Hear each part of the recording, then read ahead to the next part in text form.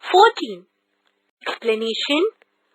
We can see that a lot of information can be obtained from the pictures in any table, and such tables which represent information using pictures or icons are called pictographs or pictograms. Pictorial representation of numerical data.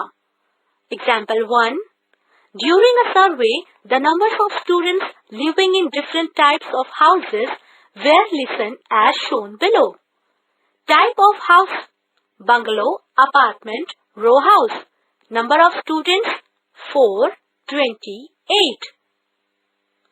Let's make a pictograph based on this. For the cricket data, cricket balls were used. Should we draw 20 faces for 20 children? That is not necessary.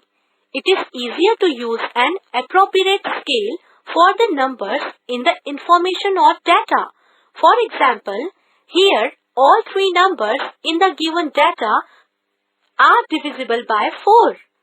So, using one picture for 4 students, the students living in bungalows will be shown by one picture, those in apartments by 5, and those in row houses by 2 pictures.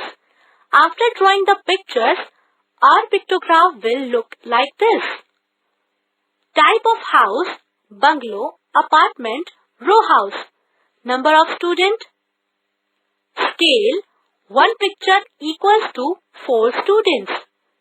The aim of pictographs is to make numerical information easier to understand.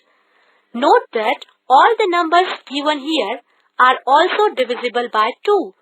So, we could use a scale of 2 students per picture. In that case, the number of pictures will increase. As a result, it will not be an easy to understand the given numerical information.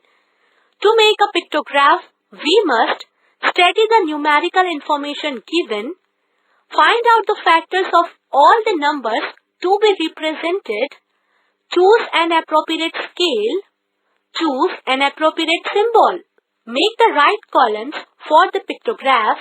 Below the pictograph, write the scale used.